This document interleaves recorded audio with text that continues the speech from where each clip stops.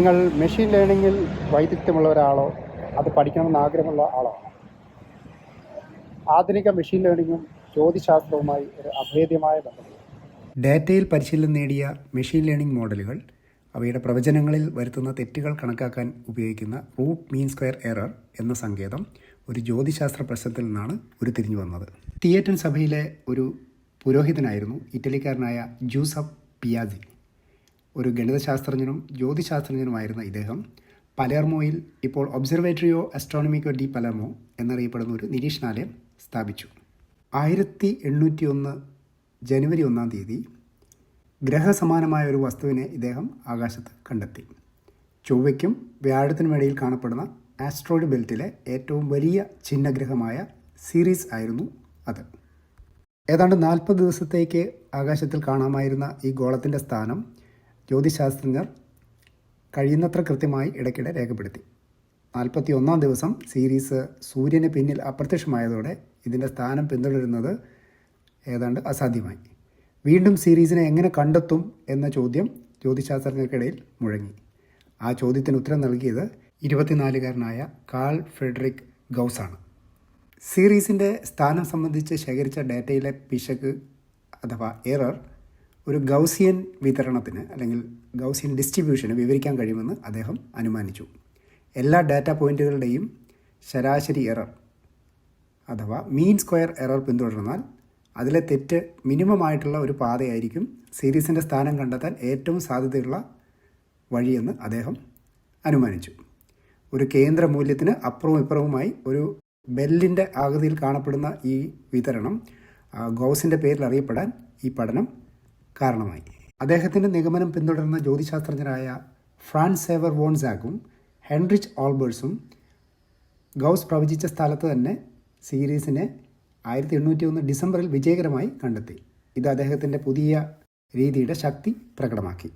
വളരെ കുറഞ്ഞ ഡാറ്റയിൽ നിന്നും സീരീസിൻ്റെ ഭ്രമണപഥം നിർണ്ണയിക്കുന്നതിൽ ഗൗസിനുണ്ടായ വിജയം ഒരു പ്രധാന ജ്യോതിശാസ്ത്ര നേട്ടവും അദ്ദേഹത്തിൻ്റെ പ്രതിഭയുടെ തെളിവുമായിരുന്നു.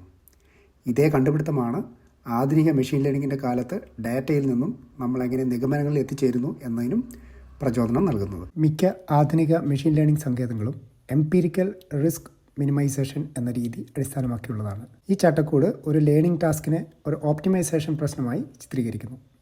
നമ്മുടെ പരിശീലന ഡാറ്റയിൽ നമ്മുടെ മോഡൽ മിനിമൈസ് ചെയ്യണം എന്ന് നമ്മൾ ആഗ്രഹിക്കുന്ന ഒരു റിസ്കിനെ ഇത് നിർവചിക്കുന്നു. റിസ്ക് എന്നത് ഒരു ലോസ് ഫംഗ്ഷൻ്റെ പ്രതീക്ഷിക്കുന്ന മൂല്യമാണ്. അതായത് നമ്മുടെ മോഡലിൻ്റെ പരിശീലന സെറ്റിലെ എറർ അളക്കുന്ന ഒരു ഫംഗ്ഷൻ. അതിനാൽ മോഡൽ ധാരാളം തെറ്റുവരുത്തിയാൽ അത് നമ്മുടെ ലോസ് ഫംഗ്ഷന് ഉയർന്ന മൂല്യം ഉണ്ടാവുകയും അങ്ങനെ അത് ഉയർന്ന റിസ്ക് നേരിടുകയും ചെയ്യുന്നു. ഗൗസിൻ്റെ അതേ കാലത്ത് ജീവിച്ചിരുന്ന ഗണിതശാസ്ത്രജ്ഞനായ പിയറെ സൈമൺ ലാപ്ലാസ് ആണ് ലാപ്ലാസ് വിതരണം രൂപപ്പെടുത്തിയത്. ഇവർ രണ്ടുപേരും ജ്യോതിശാസ്ത്രത്തിൽ താല്പര്യം ഉള്ളവരായിരുന്നു. പ്രപഞ്ചത്തെക്കുറിച്ചുള്ള തൻ്റെ കൃതിയിൽ ദൈവത്തെ ഉൾപ്പെടുത്താത്തത് എന്തുകൊണ്ടാണെന്ന് നെപ്പോളിയൻ ബോണപ്പാർട്ട് ഒരിക്കൽ ലാപ്ലാസിനോട് ചോദിച്ചതായും എനിക്ക് ആ സിദ്ധാന്തത്തിൻ്റെ ആവശ്യമില്ലായിരുന്നു എന്ന് അദ്ദേഹം മറുപടി നൽകിയതായും പറയപ്പെടുന്നു. ഈ ഉത്തരം നെപ്പോളിയനെ രസിപ്പിക്കുകയും ജോസഫ് ലഗ്രാഞ്ചിന് കൈമാറുകയും ചെയ്തു. ലാപ്ലാസിന് ദൈവിക സിദ്ധാന്തങ്ങളുടെ ആവശ്യമില്ലായിരുന്നതുപോലെ മോഡൽ എറർ ഒരു ഗൗഷ്യനിലല്ല പകരം ഒരു ലാപ്ലാസ് വിതരണത്തിലാണ് സ്ഥിതി ചെയ്യുന്നതെന്ന് നമ്മൾ അനുമാനിക്കുകയാണെങ്കിൽ ഗൗഷ്യൻ അനുമാനമില്ലാതെ തന്നെ നമുക്ക് പ്രധാനപ്പെട്ട ഫലങ്ങൾ വിശദീകരിക്കാൻ കഴിയും. ലാപ്ലാസ് ഡിസ്ട്രിബ്യൂഷൻ ഗൗഷ്യൻ്റെ ബെൽ കർവിനെ അപേക്ഷിച്ച് അല്പം നീണ്ട വാലുള്ളതായതിനാൽ ഔട്ട്ലയറുകൾക്ക് കൂടുതൽ സാധ്യത നൽകും. ഈ അവബോധം മീൻ അബ്സല്യൂട്ട് എററിലും കാണാം. കാരണം ഇത് ലേണിങ്ങിൽ മീൻ സ്ക്വയർ എററിനെ അപേക്ഷിച്ച് വലിയ വ്യതിയാനങ്ങൾക്ക് കുറവ് പെനാൽറ്റി നൽകുന്ന ഒന്നാണ്.